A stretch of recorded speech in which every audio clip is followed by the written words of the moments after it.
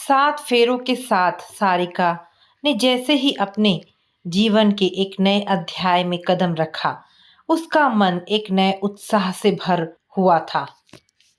लाल जोड़े में सजी, आंखों में भविष्य के मधुर सपने लिए वह अपने पति विनय के साथ जब ससुराल पहुंची, तो लगा जैसे किसी फिल्म की नायिका की तरह उसका भी अंत सुखद होगा। माँ पिताजी ने हमेशा उसे सिखाया था कि बहू बनकर ससुराल को अपना समझना ही सबसे बड़ा धर्म है, और वह उसी सोच के साथ चली थी। ससुराल का घर पुराना लेकिन भव्य और बड़ा था। बड़े से दरवाजे, आंगन में तुलसी का पौधा और भीतर लकड़ी की भारी अलमारी में रखी पुरानी तस्वीरें। दरवाजों पर खड़ी ललिता देवी ने सारिका को ऊपर से नीचे तक देखा और बिना मुस्कुराए ही कहा, अंदर आओ, गृह प्रवेश का समय निकल रहा है। सारिका ने हल्की मुस्कान से सबका अभिवादन किया। ननद संध्या ने फुसफुसाकर कहा, बहुत बड़ी अकड़ लेकर आई है ये, अब संभालेंगे इसे। गृह प्रवेश की रस्मों के बाद सारिका को रसोई में ले जाया गया। सास ने पहली बार के खाना बनाने की रस्म निभाई तो साथ ही तुरंत कह भी दिया, अब रोज सुबह 4 बजे उठकर यही काम करना होगा, वरना ससुराल में बहू का मान नहीं बनता। सारिका मुस्कुरा दी, जी माँ जी, जैसा आप कहें। पति विनय चुपचाप खड़ा सब देख रहा था। उसकी आंखों में कोई विशेष उत्साह नहीं था। रात को कमरे में जब सारिका ने उससे कहा, आपका घर बहुत सुसंस्कारी और कठोर नियम वाला है, थोड़ा डर लग रहा है। विनय ने बस इतना कहा, यहाँ सबकी अपनी अपनी आदतें हैं, बस तुम थोड़ा एडजस्ट कर लेना। माँ तो ऐसी ही है, तुम समझ लेना। उसने सिर हिला दिया। उसे लगा शायद यह सब शुरू में होता है। नई जगह, नए लोग, धीरे धीरे सब बेहतर हो जाएगा। अगली सुबह 4 बजे अलार्म बजने से पहले ही सास ललिता देवी ने दरवाजा खटखटाया। बहू, सोने का समय अब गया। किचन में दूध गिर रहा है, चाय बना और पापा जी के लिए पराठे भी। सारिका ने हड़बड़ाकर उठकर जल्दी जल्दी फ्रेश होकर सबसे पहले साड़ी पहनी और किचन की ओर भागी। सास पहले से खड़ी थी। और ये क्या ढंग है कपड़े पहनने का? आधी साड़ी लटक रही है। अब इस घर की इज्जत तुम्हारे हाथ में है, समझी? सारिका चुप रही। उसने रोटियां बनाई, चाय बनाई और सबको नाश्ता परोसा। ससुर, विजय जी ने चाय का कप उठाते हुए कहा, चाय में शक्कर ज्यादा है। आजकल की बहुएं यूट्यूब वीडियो से रेसिपी तो सीखती हैं, लेकिन स्वाद कहाँ है? इसी तरह से सुबह का काम थोड़ा खत्म हुआ। दिन ढल चुका था। संध्या, जो उसकी छोटी नंद, बहुत ही बदतमीज और मुंहफट थी, सारिका के कमरे में आई और बोली, तुम्हारा कमरा इतना सजा क्यों रखा है? इस घर में इतना दिखावा नहीं चलता है। बहू हो तो बहू ही बने रहना, बेटी बनने की कोशिश मत में रहना। देवर विशाल भी वहां आ गया और बोला, हाय भाभी, कैसा लग रहा है हमारा घर, और कैसे लगे हम सब लोग? फिर तुरंत ही उसने अपने काम की बात कर दी, भाभी आपसे एक काम है, कुछ पैसे उधार दे दे तो बड़ा काम बन जाएगा। सारिका थोड़ा असहज हो गई, लेकिन मुस्कुराकर बोली, बहुत अच्छा लगा देवर जी, लेकिन अभी मेरे हाथ में नहीं है कुछ, जैसे ही पैसे आ जाएंगे मैं जरूर दे दूंगी। रात को पति विनय से सारिका ने कहा, विनय जी, सब कुछ नया है मेरे लिए, थोड़ा समय चाहिए। देखो सारिका, विनय ने सपाट लहजे में कहा, मैं अपने मम्मी पापा के खिलाफ नहीं जा सकता। तुम्हें इस घर में रहना है तो जैसा सब करते हैं वैसा ही करना होगा। सारिका अवाक रह गई। उसे ये एहसास पहली बार हुआ कि वह अकेली है। ससुराल में जहाँ उसे प्यार और स्नेह की उम्मीद थी, वहाँ बस ताने, फरमाइशें और अपेक्षाएं थी। उस रात सारिका ने छत की ओर देखते हुए मन ही मन कहा, मुझे यहाँ अब रहना है, पर चुप रहकर नहीं। मैं कोशिश करूंगी कि सबको खुश रख सकूं, लेकिन मैं कमजोर नहीं हूं। मैं समय आने पर सबको दिखाऊंगी कि बहू की भी ससुराल में अहमियत होती है। विवाह के कुछ ही दिनों बाद सारिका को यह एहसास होने लगा था कि ससुराल का जीवन वैसा नहीं है जैसा उसने कल्पना की थी। दिन की शुरुआत तानों से होती और रातें चुप्पी और थकान में ढल जाती। उस दिन सुबह 4 बजे से पहले ही सास ललिता देवी ने दरवाजा पीटना शुरू किया। बहू सोने ही आई थी क्या? उठ जा, आज घर में पूजा है, आज हवन भी है, मेहमान भी आने वाले हैं, सबके सामने हमारी इज्जत मत खराब कर देना। सारिका झटपट उठी। ठंड की सुबह थी, लेकिन रसोई में पानी गर्म नहीं था। गैस पर बर्तन चढ़ाकर उसने काम शुरू किया। सास पीछे खड़ी देखती रही और लगातार व्यंग से भरी टिप्पणियां करती रही। आटा कितना गीला बना रखा है, तुम्हारी माँ ने कुछ सिखाया नहीं है क्या? दाल में छौंक लगाना भी नहीं आता। ये साड़ी कैसे पहनी है तुमने? रोटियां तो गोल गोल बनाया करो, अब फैशन दिखेगा रोटियों में। सारिका मन ही मन सोचती रहती, क्या हर दिन ऐसा ही होगा? क्या मेरी कोई भी अच्छाई इनकी नज़रों में कभी आएगी? हवन के बाद सब मेहमान खाने के लिए बैठे। सारिका ने खुद सबको परोसा, लेकिन जब वह थाली लेकर अपने ससुर विजय के पास पहुंची, उन्होंने नजरें उठाकर भी नहीं देखा। खाना समय पर नहीं पहुंचा, भूख मर गई मेरी, उन्होंने सख्त लहजे में कहा। संध्या वहीं बैठी मुस्कुराई। नई बहू है पिताजी, थोड़ा वक्त दो, शायद सीख ही जाए। कहने का लहजा ऐसा था जैसे ताना मार रही है। ससुर जी का उपेक्षित व्यवहार उसे मन ही मन बहुत तकलीफ पहुंचाता था। ननद संध्या मन ही मन सारिका से बहुत जलन रखती थी। दोपहर में संध्या ने सारिका की अलमारी खोली और जेवर देखने लगी। तुम्हारे मम्मी पापा ने अच्छा दहेज दिया है, इतनी महंगी साड़ी तो मैंने किसी की शादी में भी नहीं चढ़ाई हुई देखी थी। सारिका ने विनम्रता से जवाब दिया। दीदी, माँ पापा ने अपनी हैसियत से जो बन पड़ा वो दिया। संध्या आंखें मटकाकर बोली, हैसियत से या दिखावे से? खैर, अब ये सब चीजें तो हमारे घर की है, संभाल कर रखना। शाम को विशाल देवर उसके पास आया। विशाल की लालच दिन पर दिन बढ़ती ही जा रही थी। भाभी, सुना है आप कि किसी स्कूल में जान पहचान है, मेरी नौकरी लगवा दो ना। सारिका बोली, हाँ ज़रूर, मैं कोशिश करूंगी, लेकिन आपकी डिग्री तो पूरी नहीं हुई ना अभी, थोड़ी मुश्किल आएगी। विशाल ने तुरंत तेवर दिखाए। भाभी जी, आपके जैसे लोग तो बस बातों में ही दुनिया जीतते हैं, मुझे कोई उम्मीद नहीं है आपसे। रात को जब सारिका ने विनय से इस बातों का जिक्र किया, वो फोन पर था। बात खत्म होने के बाद बोला, इन सब बातों में मत पड़ो, इस घर में सब थोड़े सख्त जरूर हैं, लेकिन दिल के बहुत ही अच्छे हैं, वो जल्दी ही तुम्हें अपना लेंगे। तुम सबका दिल जीतने की कोशिश करो। लेकिन विनय, मैं बहुत कोशिश करती हूँ, फिर भी सब मुझसे नाराज क्यों रहते हैं? तुम्हारी सोच ही गलत है। और हाँ, संध्या को लेकर कुछ मत कहना, वो बचपन से ही इस घर की लाडली बेटी है। सारिका का दिल धीरे धीरे सबके व्यवहार से टूट रहा था। ननद संध्या आए दिन सारिका के कपड़े, जेवर और व्यवहार को लेकर ताने मारती। देवर विशाल उससे पैसे मांगता रहता और मना करने पर कहता है, भाभी बनकर आई हो या कहीं की अफसर हो। उस रात छत पर अकेले बैठकर सारिका ने आसमान की ओर देखा। आंखों से आंसू गिर रहे थे, लेकिन चेहरा शांत था। अंधेरे में उम्मीद की लौ नजर आई। उसने स्वयं से कहा, अगर इस घर में मुझे सम्मान नहीं दिया जाएगा तो मैं खुद को इतना काबिल बनाऊंगी कि एक दिन सबको मुझे दिल खोलकर अपनाना होगा। लेकिन तब तक मैं हर बात बर्दाश्त करूंगी, मैं धैर्य और समझदारी से काम लूंगी। शादी को अभी मुश्किल से 3 महीने ही हुए थे, लेकिन सारिका को लगने लगा कि मानो वो बरसों से इस घर में बंधी हुई है।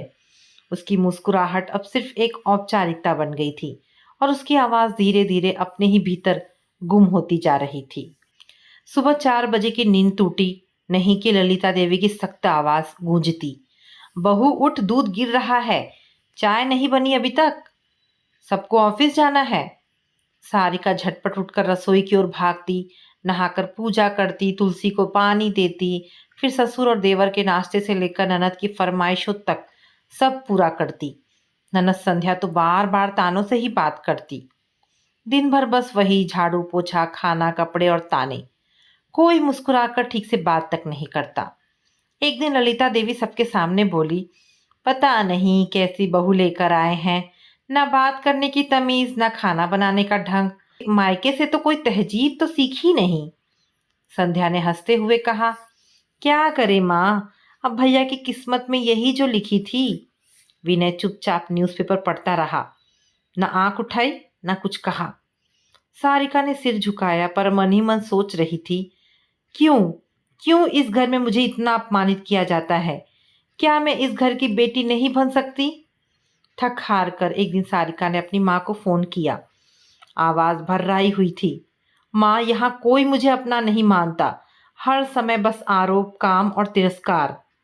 माँ ने लंबी सांस लेकर जवाब दिया, बेटा, हम और क्या कर सकते हैं, ये तुम्हारा घर है। अब हर बहू को झेलना पड़ता है शुरू शुरू में, कुछ साल सह लो, फिर सब ठीक हो जाएगा। सारिका चुप हो गई। अब तो मायका भी सिर्फ नंबर बन गया था, जहां से सहानुभूति नहीं बस सहन की सलाह मिलती थी। सारिका अपमान सहती रहती है, लेकिन मन ही मन टूटने लगती है। उसकी तबीयत खराब होने लगती है। उसे मायके वालों से भी सहानुभूति नहीं मिलती। बहू को तो सहना ही पड़ता है। एक दिन ससुर जी ने ड्राइंग रूम में बैठकर दोस्तों से बात करते हुए कहा, आजकल की लड़कियां रोटी पकाने के बजाय मोबाइल पकड़े रहती हैं।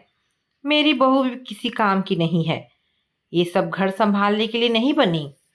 बात उनके दोस्तों के कानों तक नहीं, सीधे सारिका के सीने में तीर बनकर उतर गई। रात को सारिका ने धीरे से पूछा, विनय जी, क्या मैं आपसे कुछ कह सकती हूँ? विनय ने बिना देखे जवाब दिया, अगर कोई शिकायत है माँ पापा से तो रहने दो, मुझे डिस्टर्ब मत करो, मैं थका हुआ हूँ। मैं शिकायत नहीं, बस एक साथी चाहती हूँ जो मुझे समझ सके, जिसे मैं अपनी बातें साझा कर सकूं। साथी बनना है तो पहले मेरी माँ की इज्जत करना सीखो। वो जो करती हैं तुम्हारे भले के लिए ही होता है। मैं माँ बाप के खिलाफ नहीं जा सकता। अगर तुम एडजस्ट नहीं कर सकती तो मायके चली जाओ। सारिका के गले में अटकी बात आंसू बनकर आंखों से बह गई। एक रात वह रसोई में अकेली बैठी थी। सब खाना खाकर अपने अपने कमरे में जा चुके थे। बचे हुए बर्तनों को धोते धोते वह थक गई और उसकी आंखों से आंसू टपक पड़े। क्या यही मेरा जीवन है? इन सबकी नज़रों में मेरी कोई अहमियत नहीं है।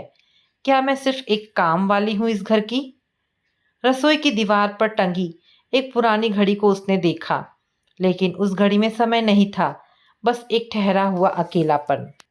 उस रात छत पर बैठी सारिका ने आसमान की ओर देखा।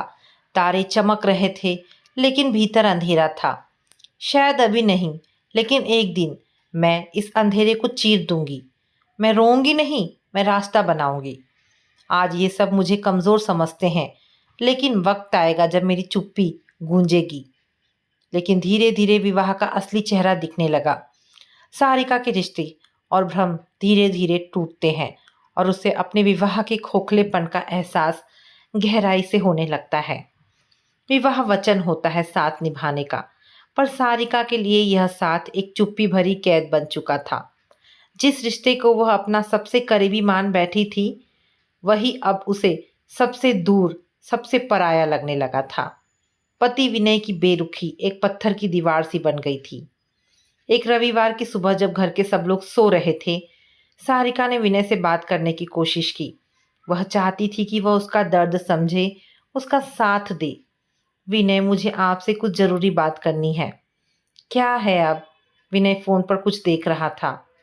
हाँ, बस थोड़ी देर के लिए। आप सुनेंगे तो अच्छा लगेगा मुझे। विनय ने फ़ोन टेबल पर रखते हुए गहरी सांस ली। ठीक है, कहो।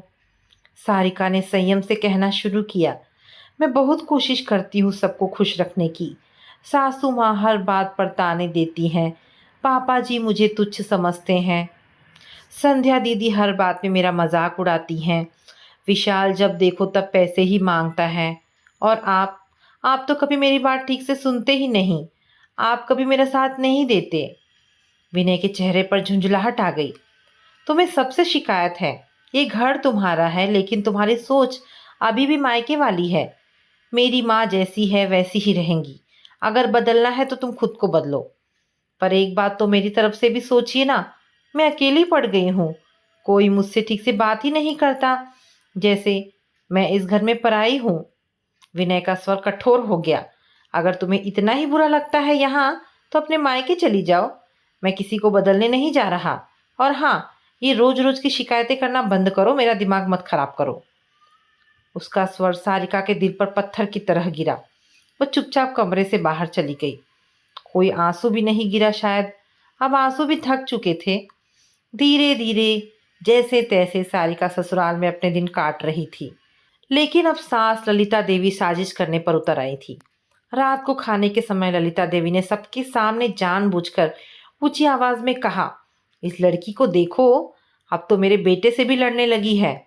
विनय कितना सीधा है और ये हमेशा उसे बहकाने में लगी रहती है। विनय ने सिर नहीं उठाया, ना कुछ बोला। संध्या बोली, भाभी का तो आजकल स्वभाव ही अलग हो गया है। ये नौकरी वाली हवा भी चढ़ गई है शायद। विशाल मुस्कुराकर बोला, और ऊपर से खुद को महान समझती हैं। सारिका ने बिना कुछ बोले खाना उठाया और रसोई में चली गई। उसने धीरे से कहा, अब मैं इस अपमान की अभ्यस्त हो चुकी हूँ। अब मुझे फर्क नहीं पड़ता, क्योंकि मेरी लड़ाई अब इनसे नहीं, अपने लिए है। अगले दिन स्कूल की एक पुरानी सहेली प्रिया का फोन आया। अरे सारिका, तुम्हें पता है हमारे स्कूल में सोशल साइंस की टीचर की पोस्ट निकली है। तुम तो टॉपर थी, मैंने तुम्हारा नाम दे दिया है। इंटरव्यू है अगले हफ्ते। सारिका की आंखों में चमक आ गई। उसने धीमे से कहा, धन्यवाद प्रिया, शायद यही मेरी जिंदगी में एक नई शुरुआत हो। रात को उसने विनय से कहा, एक स्कूल में सोशल साइंस टीचर की पोस्ट निकली है। प्रिया ने मेरा नाम दे दिया है। मैं इंटरव्यू देने जाना चाहती हूँ। विनय ने भौहें चढ़ाकर कहा, क्या मतलब? मेरी माँ की सेवा छोड़कर नौकरी करोगी? और वैसे भी तुम्हें इसकी ज़रूरत क्या है? ज़रूरत है विनय, आत्मसम्मान की, कुछ अपना करने की। सुनो सारिका, अगर तुम इस घर में रहना चाहती हो तो जो माँ चाहती है वही करना होगा। नौकरी करनी है तो फिर अपने मायके चली जाओ। सारिका अंदर से कांप उठी, लेकिन चेहरा शांत रख। उसके मन का विद्रोह अब बाहर निकलने को आतुर था। उस रात उसने एक डायरी में पहली बार लिखा, मैं अब किसी से उम्मीद नहीं रखूंगी। मैं इस घर की नौकरानी नहीं बने रहना चाहती। मेरी भी कुछ इच्छाएं हैं, भावनाएं हैं। मैं भी इंसान हूँ और अब समय आ गया है कि मैं अपनी आवाज़ बनूं। अगर ये रिश्ता मुझे तोड़ता है तो मैं खुद को फिर से जोड़ूंगी अपने तरीके से। सारिका अपनी सहेली प्रिया के बताए गए स्कूल में जाकर इंटरव्यू और डेमो क्लास दे आई। उसने घर में किसी को नहीं बताया। एक समय आता है जब इंसान चुप रहते रहते खुद को ही खो देता है। सारिका की जिंदगी अब ऐसी ही चुप्पी से घिरी हुई थी, जहां आवाजें थी पर सुनने वाला कोई नहीं। रिश्ते थे लेकिन अपनापन नहीं। अब धीरे धीरे सारिका की चुप्पी एक नई दिशा लेती है और वो महसूस करती है कि अपमान सहते रहना भी एक अपराध है। लगातार तनाव, मेहनत और उपेक्षा ने अब उसके शरीर पर असर डालना शुरू कर दिया था। सुबह एक दिन वह बिस्तर से उठी तो सिर चकरा गया। आंखों के आगे अंधेरा छाने लगा। उसे लगा शायद चाय बनाते बनाते वह गिर पड़ेगी, और अचानक वह गिर ही पड़ी। ललिता देवी ने देखा तो बोली, नाटक मत करो, आजकल की बहुएं बस काम ना करने का बहाना ढूंढती हैं। हल्का बुखार होने पर रानी बनने लगती हैं। उठो, घर का काम रुका हुआ है। सारिका उठने की कोशिश करती रही लेकिन पाँव नहीं उठे। थकान उसके शरीर से नहीं, आत्मा से झलक रही थी। विनय उसे डॉक्टर के पास ले गया, लेकिन बिना किसी चिंता के। डॉक्टर ने जांच के बाद कहा, इनकी तबीयत मानसिक तनाव के कारण बिगड़ रही है। इन्हें कुछ समय आराम चाहिए और सबसे ज़रूरी, इन्हें परिवार का भावनात्मक सहयोग मिलना चाहिए। विनय ने डॉक्टर की बात को हंसी में उड़ा दिया। महिलाएं थोड़ी सी मेहनत में थक जाती हैं डॉक्टर साहब, घर के काम ही तो है। वापसी में कार में सारिका ने विनय से कहा, क्या आपने ध्यान दिया डॉक्टर ने क्या कहा? हाँ हाँ, कहा कि आराम करो, लेकिन घर तो चलाना ही पड़ेगा ना। मम्मी पापा को कौन संभालेगा? उसी शाम प्रिया का दोबारा फोन आया। सारिका, बधाई हो, तुम्हारा इंटरव्यू क्लियर हो गया है। स्कूल में डेमो क्लास बहुत पसंद आई सबको। ज्वाइनिंग अगले हफ्ते है। उसे एक रोशनी की किरण दिखाई दी। सारिका की आंखों में एक चमक आई, लेकिन वह यह बात ससुराल में कैसे बताए ये सोचकर दिल बैठ गया। उस रात घर में सब लोग एक साथ बैठे थे। ललिता देवी ने सख्त आवाज में कहा, मुझे पता चला है कि ये नौकरी करने जा रही है। हमसे पूछे बिना कैसे फैसला ले लिया? ससुर बोले, इस घर में किसी बहू ने कभी बाहर जाकर नौकरी नहीं की। ये तो घर की मर्यादा के खिलाफ है। संध्या ताना मारते हुए बोली, मम्मी लगता है भाभी को शायद घर के खाने से ज्यादा बाहर की हवा भाने लगी है। भाभी तो बस बाहर निकलने का बहाना ढूंढ रही है। विशाल ने भी अपने लहजों में कटाक्ष करते हुए कहा, कहीं ऐसा ना हो कि कल को भाभी बाहर की नौकरी के चक्कर में घर की लोगों की जिम्मेदारियों को ही भूल बैठे। सारिका ने सबकी बातें सुनी लेकिन कुछ नहीं बोली, बस अपना सिर झुकाकर खड़ी रही। विनय ने सभी के बीच बोलते हुए कहा, देखो सारिका, अगर इस घर में रहना है तो ये नौकरी शौकरी छोड़ दो, वरना अपने मायके का रास्ता देख लेना। और तुम जो भी फैसला करोगी, आशा है सोच समझ कर करोगी। फैसले की जिम्मेदारी भी खुद उठाना। उसके शब्दों ने जैसे सारिका की आत्मा को चीर दिया। रात को अपने कमरे में बैठकर सारिका ने अपने आप से सवाल किया, क्या मेरी चुप्पी ही मेरी सबसे बड़ी कमजोरी बन गई है? क्या आत्मसम्मान की कीमत रिश्तों से बड़ी नहीं होती? उसने आईने में खुद को देखा, सूजी हुई आंखें, थका चेहरा, लेकिन अंदर से अब एक नई लौ जलने लगी थी। वो जान गई थी, जो चुप रहता है उसे दोषी मान लिया जाता है, जो सहता है उसे कमजोर समझा जाता है। अब वक्त है अपनी चुप्पी तोड़ने का। जिसमें सारिका पहली बार चुप्पी तोड़कर आत्मसम्मान के लिए आवाज उठाती है। और ये वो क्षण होता है जब घर वालों को लगता है कि यह वही शांत बहू नहीं रही। जब दर्द हद पार कर जाए तो इंसान की चुप्पी आवाज बन जाती है। अब सारिका की चुप्पी भी खुद उसके आत्मसम्मान पर एक चोट बन चुकी थी। इतने महीनों से सहे जा रहे अपमान की परतें अब एक एक करके उतरती देख रही थी। घर में एक पारिवारिक आयोजन की तैयारी थी। रिश्तेदार आने वाले थे। ललिता देवी, संध्या और सारिका दिन भर काम में लगे थे। सारिका ने सजावट और रसोई की पूरी जिम्मेदारी उठाई। शाम को रिश्तेदार आए।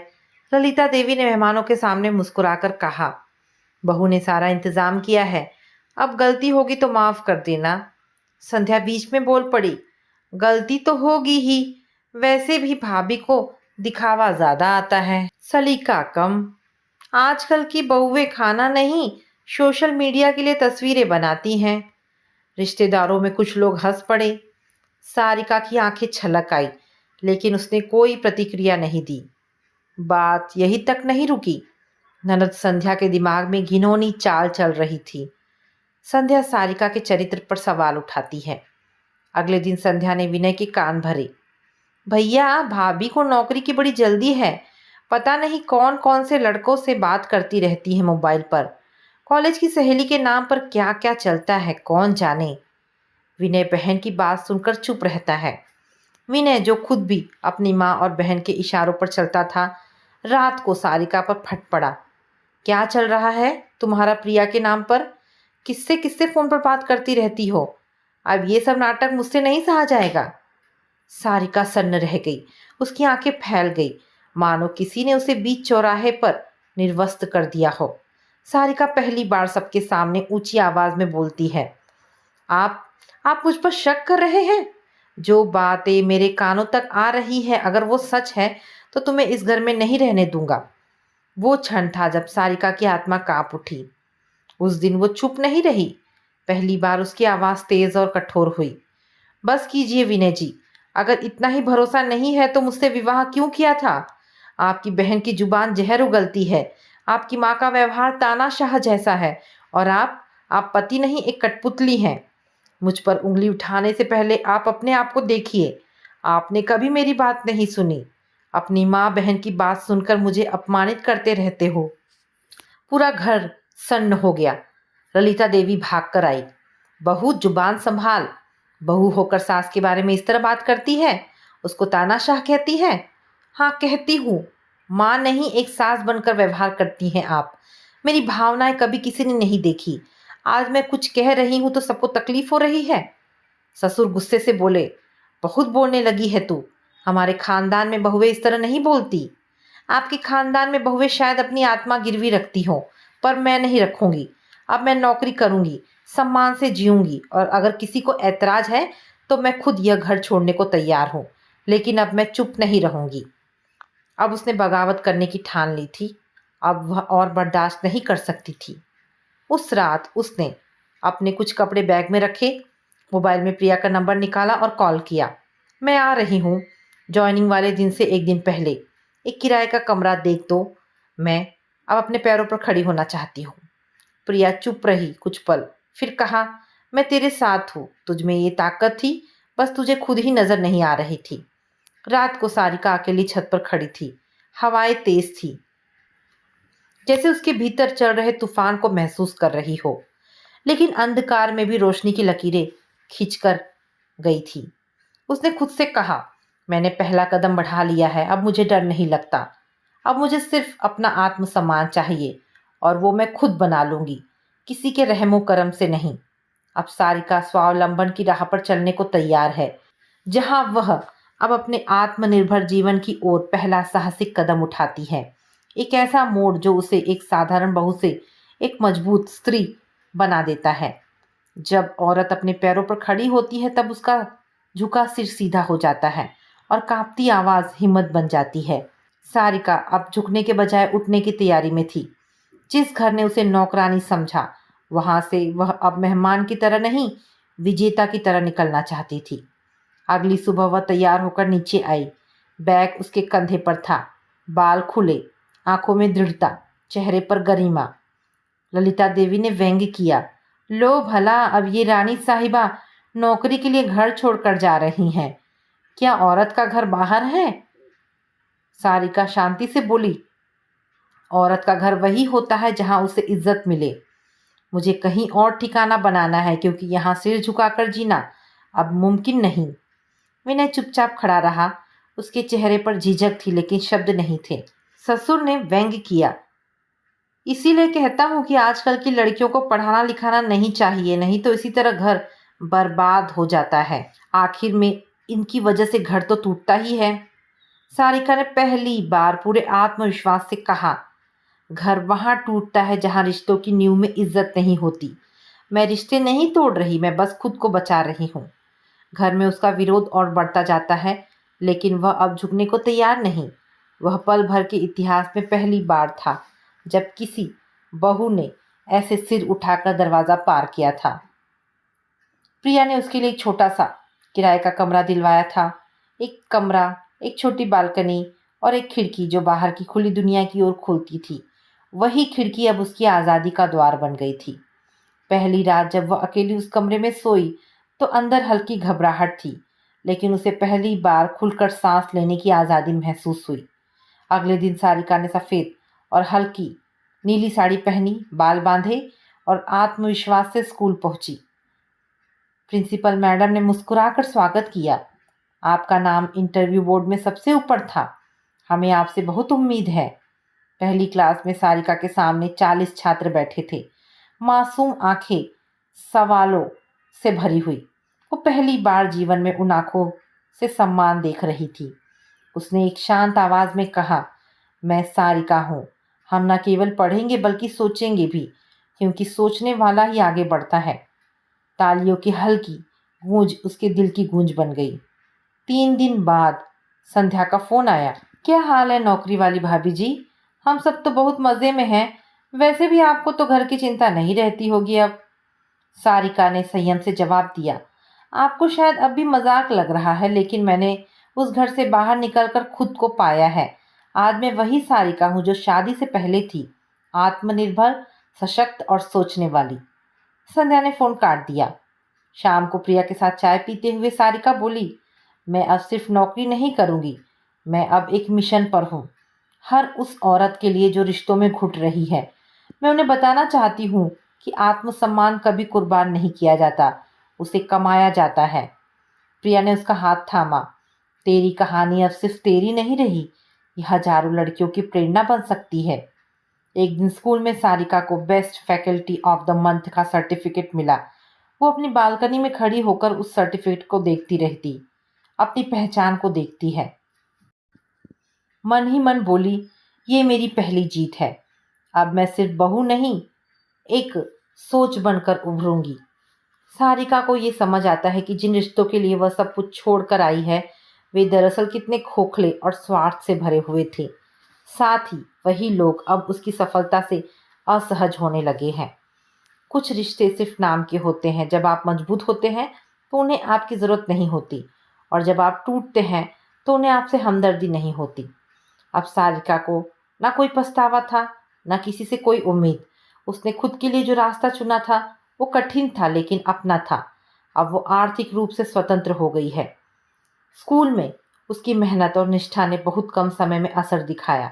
वह सफलता की सीढ़ी चढ़ती जा रही थी। 1 महीना भी नहीं बीता कि उसे स्कूल की वार्षिक सभा की संचालन समिति का सदस्य बना दिया गया। प्रिंसिपल मैडम ने कहा, सारिका जी, आप में नेतृत्व की क्षमता है और आपकी कक्षा के बच्चे आपसे बहुत प्रभावित हैं। हमें ऐसे शिक्षक चाहिए जो बच्चों के साथ साथ समाज की सोच भी बदल सके। सारिका की आंखें नम हो गई। उसने सोचा, जिस घर में मुझे हर समय अपमानित किया गया, उसी सारिका को आज नेतृत्व का अवसर मिल रहा है। एक दिन अचानक ससुराल से आया एक अजीब कॉल। विशाल का फोन आया, वही देवर जिसने कई बार ताने मारे थे। भाभी नमस्ते, कैसे हो? सारिका थोड़ी चौंकी। ठीक हूँ, बताइए। असल में मुझे एक कोचिंग इंस्टीट्यूट खोलना है और सोच रहा था आपसे थोड़ी मदद मिल जाए। आप तो अब सेटल हो गई हो ना? सारिका कुछ पल चुप रही, फिर बोली, विशाल, जब मैं उस घर में थी तब तुमने कभी मुझसे तमीज से बात नहीं की। आज जब मैं अपने पैरों पर खड़ी हूं तो तुम मुझे उपयोग की चीज समझ रहे हो। मेरी सलाह है, मेहनत करो, मदद नहीं, आत्मनिर्भरता मांगो। विशाल फोन कट करने से पहले बड़बड़ाया, ज्यादा उड़ो मत भाभी, एक ना एक दिन तो आपके पर कट ही जाएंगे। उधर सास ने एक नई चाल चलनी शुरू कर दी थी। ललिता देवी ने पास पड़ोस में ये बात फैलानी शुरू कर दी थी कि हमारी बहू तो घर से भाग गई है, अब पता नहीं कहाँ नौकरी कर रही है, कैसे रहती है। बहू का तो धर्म ही होता है घर बसाना, ये तो घर तोड़ने वाली निकली। लेकिन उसी कॉलोनी की एक शिक्षिका जो उसी स्कूल में काम करती थी, उसने जब ललिता को जवाब दिया, आपकी बहू सारिका, अरे वो तो हमारे स्कूल की सबसे होनहार टीचर है। बच्चों को पढ़ाना, नई नई गतिविधियां कराना, और सबसे बड़ी बात, सभी उसे बहुत सम्मान देते हैं और सभी उसे बहुत मानते हैं। ललिता देवी को जैसे करारा तमाचा लगा। विनय, जो अब तक माँ और बहन की बातों पर चलता था, अब समाज से मिलने वाली टिप्पणियों से परेशान रहने लगा। एक दिन उसके ऑफिस में एक सहकर्मी ने चुटकी ली, यार तुम्हारी वाइफ तो फेमस हो गई है, हमने तो स्कूल की वेबसाइट पर उसका नाम भी देखा, वुमेन्स लीडरशिप पैनल में स्पीकर बन रही है। विनय ने पहली बार कुछ नहीं कहा, ना गर्व ना शर्म, बस चुपचाप सिर झुका लिया। एक सुबह सारिका को स्कूल की ओर से एक प्रशंसा पत्र मिला जिसमें लिखा था, आपने नारी सशक्तिकरण का असली उदाहरण बनकर न केवल स्कूल बल्कि समाज में एक नई सोच को जन्म दिया है। उस दिन स्थानीय अखबार में उसका नाम आया। त्यागी गई बहू ने शिक्षिका बनकर रचा नया इतिहास। उसने अखबार की कटिंग उठाई, देर तक निहारती रही। आज अखबार में जो नाम छपा है वही एक दिन सबके दिलों में छप जाएगा। अब सारिका के मायके वालों की चुप्पी भी टूट रही थी। उसी शाम माँ का फोन आया, सारिका बेटी, तेरा नाम पढ़ा अखबार में, तेरे पिताजी बहुत रोए। उन्होंने कहा, वो लोग तुझे समझ नहीं सके, तू तो हमारे घर की शान है। सारिका की आंखें भर आई। माँ, क्या अब मुझे बहू नहीं बेटी की तरह याद किया जा रहा है? बेटी, तुम अब किसी की नहीं खुद की हो गई हो, ये सबसे बड़ा रिश्ता है। कभी जिन दरवाजों से ढकेल कर निकाला गया हो, उन्हीं पर सिर उठाकर लौटने का साहस वही कर सकता है जिसने दर्द को ताकत बना लिया हो। अब वह सारिका जो किसी की नज़रों में घर से भागी हुई बहू थी, आज कई महिलाओं की प्रेरणा बन चुकी थी। लेकिन एक अधूरा काम अब भी बचा था, सम्मान के साथ उसी चौखट पर वापस जाना जहां से उसे अपमानित करके निकाला गया था। जिले के सबसे प्रतिष्ठित विद्यालयों की एक संगोष्ठी आयोजित होनी थी। विषय था परिवार और नारी, बदलते दृष्टिकोण। सारिका को मुख्य वक्ता के रूप में बुलाया गया। यह कार्यक्रम उस शहर के नगर भवन में था, उसी शहर में जहां उसका ससुराल था। आमंत्रण पत्र में लिखा था, हम आपके जीवन, अनुभव और विचारों से नई पीढ़ी को जागरूक करना चाहते हैं। आपका सफर प्रेरणा है। सारिका ने पत्र पढ़कर आंखें मूंद ली। उसने धीरे से कहा, अब समय आ गया है कि मैं लौटूं, पर झुककर नहीं, गर्व से खड़ी होकर। वह एक टैक्सी में बैठी। उसके साथ थी एक स्लाइड प्रेजेंटेशन, एक सम्मान पत्र और आत्मविश्वास की वो आभा जिसे ना कोई छीने ना छोटा कर सके। वह जानती थी कि यह वापसी किसी माफ़ी के लिए नहीं थी, यह एक आईना दिखाने की यात्रा थी। संगोष्ठी से एक दिन पहले उसने निर्णय लिया कि वह ससुराल के घर जाएगी, बिना डर, बिना संकोच। सारिका बहुत वक्त बाद उसी घर की दहलीज पर लौट रही थी, पर इस बार ना झुकी हुई बहू बनकर, बल्कि एक सशक्त स्त्री के रूप में, जिनसे अब लोग आंख मिलाने से डरते हैं। ससुराल के घर के सामने सारिका खड़ी थी। दरवाजा खुला। ललिता देवी सामने थी। उम्र अब चेहरे पर साफ नजर आ रही थी। उनके साथ संध्या खड़ी थी। अब उसकी शादी हो चुकी थी, लेकिन व्यवहार वही। ललिता चौंक गई। सारिका, हाँ मैं, पर अब उस रूप में नहीं जिसमें आपने कभी देखा था। ससुर बैठक में बैठे थे। उन्होंने चश्मा हटाया। आवाज धीमी थी। आओ आओ बहू, बैठो। संध्या हंसी में जहर घोलकर बोली, अब क्या लेने आई हो? घर छोड़ा था ना, तो अब क्या चाहती हो? सारिका ने नजरें मिलाकर कहा, कुछ भी नहीं, बस ये बताने आई हूं कि जिसे तुमने कमजोर समझा था, वो आज खुद अपने सम्मान की रक्षक बन चुकी है। विनय ऊपर से उतरा। सारिका, मैंने तुम्हें कभी समझा ही नहीं, पर आज तुम्हें देखकर शर्मिंदगी हो रही है कि मैंने तुम्हें खो दिया। सारिका ने दृढ़ स्वर में कहा, आपने कभी मुझे पाने की कोशिश ही कहाँ की? मैं तब भी आपकी थी जब सब मुझे छोड़ चुके थे, पर आपने भी छोड़ दिया। उसने अपने बैग से एक लिफाफा निकाला। स्कूल का प्रशंसा पत्र जिसमें लिखा था, नारी गरिमा की सजीव प्रतिमा, श्रीमती सारिका विनय चौहान। वह पत्र टेबल पर रखकर बोली, ये नाम अब तुम्हारे नाम के सहारे नहीं, मेरी मेहनत के बल पर बना है। अब जब लोग मुझे पहचानते हैं तो आपकी पहचान मुझसे जुड़कर होती है, ना कि मेरी आपसे। चौखट से लौटते हुए वह मुड़ी, दरवाजे से बाहर निकली। ललिता देवी ने धीमी आवाज में कहा, बहू, अगर अब भी लौट आओ तो? सारिका बिना पीछे देखे बोली, मैं लौट आई थी, पर अब बहू बनकर नहीं, खुद की आवाज बनकर। और मेरी आवाज अब किसी के पैरों में नहीं झुकेगी। अगले दिन सम्मेलन की शाम में सभागार खचाखच भरा था। सारिका ने मन से बोलना शुरू किया। एक समय था जब मैं भी घर के अंदर एक चुप बहू थी, पर जब खुद को खो दिया तभी खुद को पाया। रिश्ते निभाना जरूरी है, पर आत्मसम्मान खोकर नहीं। मैं हर उस नारी की आवाज हूं जिसे कभी चुप रहने को कहा गया। तालियों की गूंज पूरे वातावरण में गूंज उठी, जिसमें सारिका अपने संघर्षों की परिणति तक पहुंच गई, जहां वह न सिर्फ अपने आत्मसम्मान की रक्षा करती है, बल्कि समाज के लिए भी प्रेरणा बन जाती है।